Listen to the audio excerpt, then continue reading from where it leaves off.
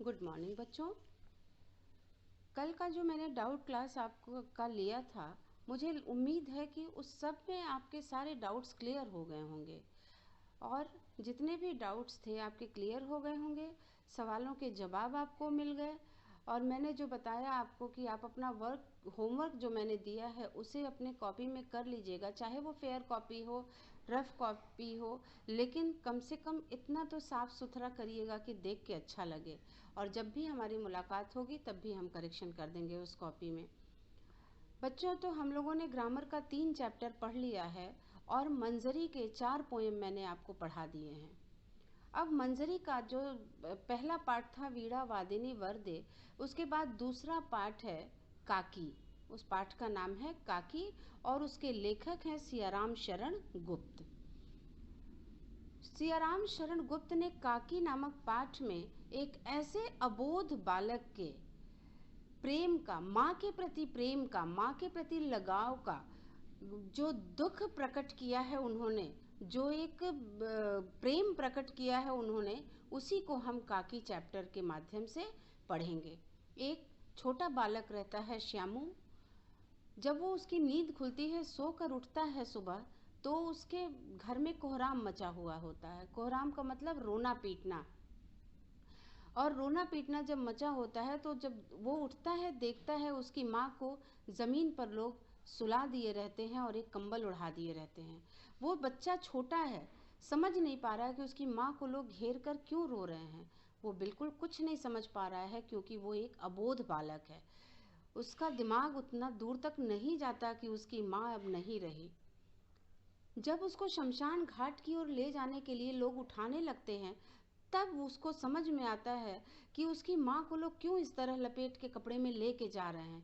तब वो बहुत ज़्यादा रोने लगता है, चीखने चिल्लाने लगता है और अपनी माँ, लोगों के हाथ के बंधन से मुक्त होकर अपनी माँ के ऊपर जाके उनके निर्जीव शरीर के ऊपर गिर जाता है और फिर बोलता है कि काकी सो रही है, इस तरह उठाकर तुम लोग क्यों ले जा रहे हो, मैं इसे नहीं ले जाने दूंगा।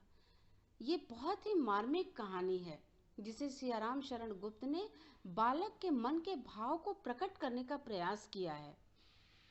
तो उन्होंने बताया कि जब वो बच्चा अपनी माँ के निर्जीव शरीर पर जाके गिरता है और कहता है उन लोगों से कि आप लोग इसको मत ले जाइए, काकी सो रही है, वो जग जाएगी, उसको तकलीफ होगा। फिर उन्होंने बहुत मुश्किल से उसको हटाया और उस छोटे बच्चे को उनके अग्नि संस्कार में नहीं ले गए। एक दासी उसको अपने घर में संभालने लगी। उसकी माँ के अग्नि संस्कार में इसलिए नहीं ले गए कि उस अबोध बालक के मन पे उसका बहुत गहरा प्रभाव पड़ जाता। शायद वो बच्चा उसको देखकर संभल नहीं पाता, इसलिए लोग उसको अग्नि संस्कार में नहीं ले जाते हैं। बाद में उसके कुछ जो बुद्धिमान लोग होते हैं, उन्होंने उनको, उस बच्चे को बताया दिलासा दिलाने के लिए कि तुम्हारी काकी मामा के यहाँ गई है। लेकिन वो बात बहुत दिन तक उस बच्चे से छिपी नहीं रही कि उसकी काकी मामा के घर नहीं बल्कि ऊपर भगवान राम के यहाँ चली गई है। और वो कई दिन तक तो रोया अपनी माँ के लिए, बहुत रोया, पर धीरे धीरे शांत हो गया। किसी भी दुख को प्रकट करने के लिए आंसू एक आसान सा तरीका है। हम अपने दुख को, अपनी परेशानियों को आंसू के माध्यम से बाहर निकालते हैं और वही आंसू एकमात्र जरिया बनता है हमारी परेशानी और हमारी दुख को बाहर निकालने का। लेकिन मनुष्य कब तक उस आंसू के सहारे अपने दुख को प्रकट करता रहेगा? हमेशा तो वो रो नहीं सकता, उसके आंसू भी थम जाते हैं, सूख जाते हैं, इसलिए वो बच्चा भी शांत हो जाता है। लेकिन उसका जो अंदर से दुख था, जो माँ के एक प्रति गहरा दुख था, वो नहीं समाप्त हो रहा था और वह अकेला बैठा बैठा शून्य की तरफ निहारता, आकाश की तरफ देखता रहता और हमेशा गमगीन रहता, दुखी रहता था। एक दिन वो बच्चा देखता है कि पतंग, आकाश में पतंग उड़ रही है। अब वो अचानक उसका हृदय खिल जाता है, वो बहुत खुश हो जाता है पतंग को उड़ता हुआ देखकर और पता नहीं क्या सोचता है और अपने पिता के पास जाकर बोलता है कि काका, मुझे एक पतंग मंगा दो, अभी मंगवा दो। बच्चे का मन है, वो अपने पिता से बहुत ही ज़्यादा अधीरता से बोलता है, बेचैन होकर बोलता है कि पिताजी एक हमको अभी अभी एक पतंग मंगवा दो।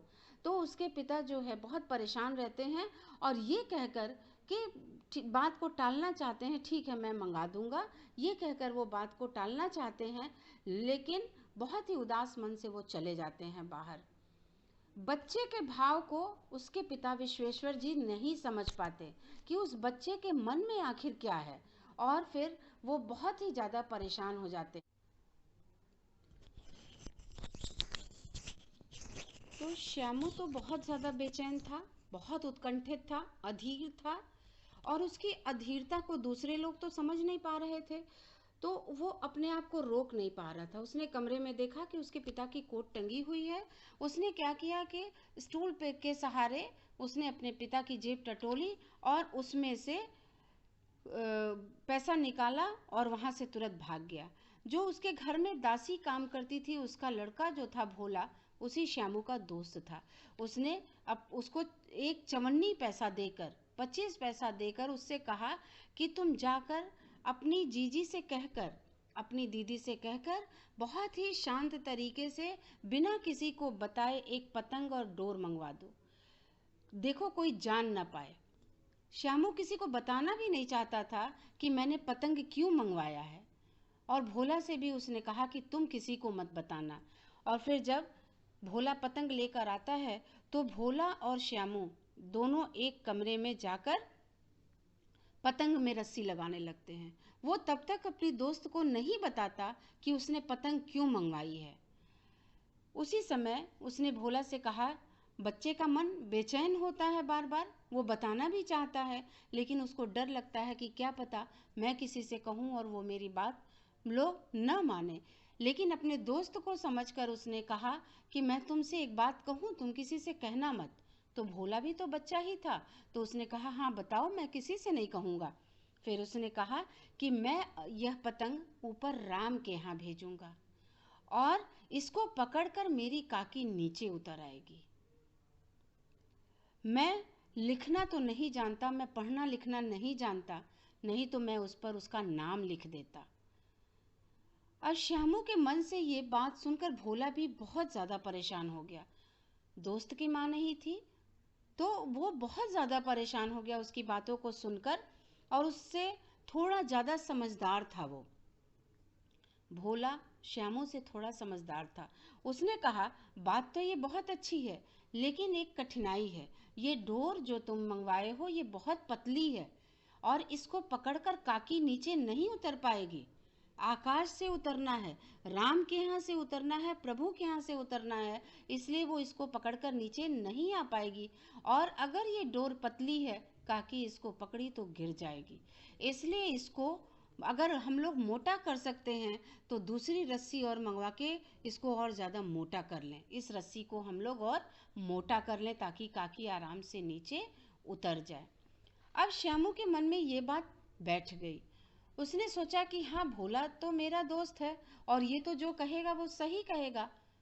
उसने क्या किया कि फिर से उसे लगा कि फिर से अब मैं इस एक और कदम आगे बढ़ाकर मैं कुछ पैसा फिर से ले आऊं और भोला को दूं ताकि दूसरी रस्सी मंगवा के उस डोर को और ज़्यादा मोटा किया जा सके। उसने सोचा कि ये लोग तो रस्सी मंगवाएंगे नहीं, घर वाले तो मंगवाएंगे नहीं, क्योंकि उनके पास तो बिल्कुल दया ही नहीं है। उन्होंने तो मेरी माँ को ले जाके जला दिया है। उन लोगों को अगर दया होती तो मेरे माँ को ऐसे उठाकर नहीं ले जाते। वो बाल मन पर इतना बुरा प्रभाव पड़ा था उसका कि वो बच्चा ये सोच ही नहीं पा रहा था कि मैं अपनी माँ को कैसे बुलाऊं, जो राम के यहाँ चली गई, क्योंकि उस बच्चे के मन में ये डाल दिया गया था कि तुम्हारी माँ राम के यहाँ चली गई है और अब नहीं आएगी, अब नहीं आ सकती। तो वो बच्चा सोच नहीं पा रहा था। उन्होंने उस बच्चे ने सोचा कि ये घर वाले मेरे सबसे ज़्यादा क्रूर हैं, जो मेरी माँ को बिना दया के, बिना किसी दया के ले जाके जला आए हैं।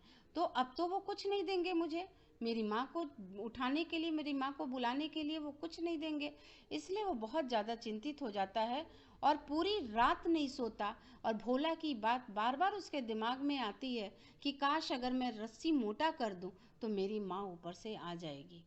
अपनी माँ को वो काकी कहता है। फिर पहले दिन की जो तरकीब थी, जो उपाय था, उसे ही वो अपनाता है और फिर पिता के कोट से 1 रुपया निकालता है और ले जाके अपने दोस्त भोला को दे देता है और कहता है कि देख भोला, जैसे पहले किसी को मालूम नहीं चला है, वैसे ही अच्छी अच्छी 2 रस्सियां और ले आना और किसी को पता भी ना चले। 1 रस्सी छोटी पड़ जाएगी, इसलिए तुम 2 रस्सी ले आना। फिर वो उसके घर में एक जवाहिर भैया हैं, जिससे वो चाहता है कि उस पतंग पर काकी लिखवा दूं। वो बच्चा इसलिए चाहता है कि अगर काकी लिखा रहेगा तो वो पतंग सीधे राम के यहाँ जब जाएगा तो सीधे उसकी माँ तक पहुँचेगा, क्योंकि उस पतंग पर काकी लिखा रहेगा और माँ को पता चल जाएगा कि श्यामू ने भेजा है, तो वो सीधे उस रस्सी को पकड़कर नीचे उतर आएगी।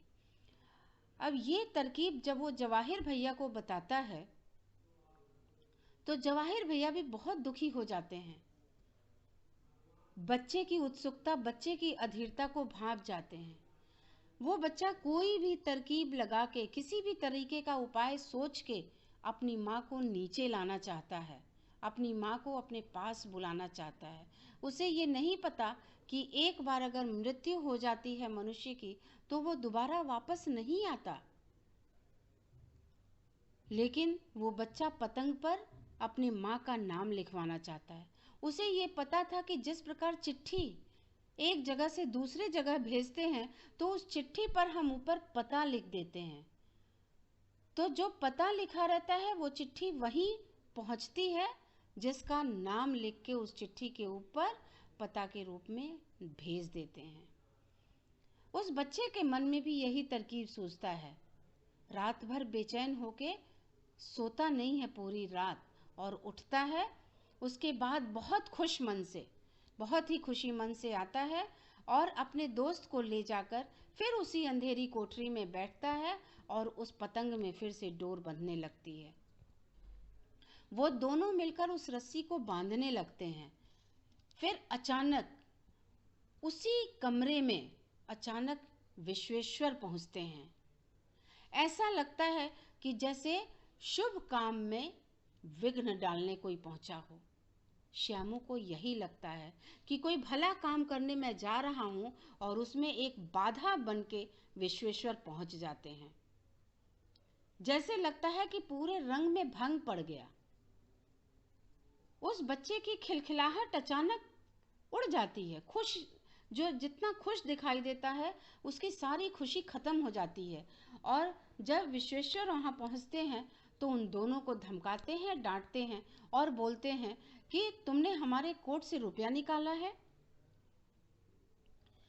भोला डर जाता है और जिस प्रकार एक ही डांट में मुखबिर जो है रहस्य को बता देता है, मुखबिर अर्थात भेद देने वाला, रहस्य बताने वाला, मुखबिर अपने रहस्यों को बता देता है, उसी प्रकार भोला भी सारे रहस्य उगल देता है और विश्वेश्वर को बताता है कि श्यामू ने ही मुझे दिया था, श्यामू भैया ने ही रस्सी और पतंग मंगाने के लिए पैसा निकाला था। विश्वेश्वर बहुत नाराज हो जाते हैं। उनको ये डर सताता है कि एक तरफ तो पत्नी चली गई, दूसरे तरफ बेटा भी चोर निकल जाएगा। ऐसा सोचकर उन्होंने उसको 2 थप्पड़ मारे।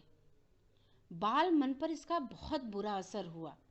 वो 2 थप्पड़ मारने के बाद उन्होंने यही शब्द कहा कि क्या चोरी सीखकर जेल जाओगे? अच्छा, तुझे आज मैं अच्छी तरह से बताता हूँ। विश्वेश्वर बहुत नाराज थे और विश्वेश्वर पेशे से वकील थे। उनको ये डर सताने लगा कि कहीं मेरा बेटा चोर न निकल जाए, क्योंकि अब तो उसकी माँ भी घर में उसकी देखभाल करने के लिए नहीं है। उसकी देखभाल कौन करेगा? इसलिए वो बहुत बुरी तरह से डर जाते हैं और उस डर के वजह से उसको मार देते हैं। उनको ये ध्यान नहीं रहता है कि वो बच्चा है, वो समझाने पर भी मान सकता है उस बात को। अगर मैं समझाता हूँ तो उसका भी उसके दिल पर गहरा असर पड़ेगा। तब उनको याद आता है कि इसने पतंग के लिए मुझसे पैसा मांगा था, लेकिन मैंने उसको टाल दिया था उसकी बात को। उसके बाद बहुत सारे थप्पड़ जड़ते हैं विश्वेश्वर और उनकी कान मल देते हैं, उसके कान को उमेटते हुए पतंग को फाड़ डालते हैं। अब रस्सियों की ओर देखकर पूछते हैं कि ये किसने मंगाया। उन्होंने रस्सी नहीं देखा था अब तक। रस्सी की ओर देखते हैं और पूछते हैं ये किसने मंगाया। तब भोला ने बताया कि ये तो इन्होंने ही मंगाया था, और इन्होंने कहा है, श्यामू भैया ने बताया मुझे कि अगर रस्सी के सहारे पतंग मैं ऊपर राम के यहाँ भेजूंगा तो मेरी काकी वापस आ जाएगी। हम लोग मिल के काकी को नीचे उतार लेंगे, राम के यहाँ से बुला लेंगे। विश्वेश्वर अवाक होकर देखने लगे, बच्चे की बुद्धि को पढ़ने लगे। बच्चे की बुद्धि को देखकर हतप्रभ हो गए, अवाक हो गए, और उन्होंने जब फटी हुई पतंग जो विश्वेश्वर खुद फाड़ दिए थे, उन्होंने उठाकर देखा, उस पर एक कागज पर चिपकाकर काकी लिखा था। तो बच्चों, ये कहानी तो यही समाप्त हो जाती है, लेकिन हमारे मन को झकझोर देती है। इस पे अबोध बालक के मन पे बहुत ही गहरा असर पड़ा है। छोटे उम्र के बच्चों के ऊपर इन सब बातों का बहुत गहरा असर पड़ता है।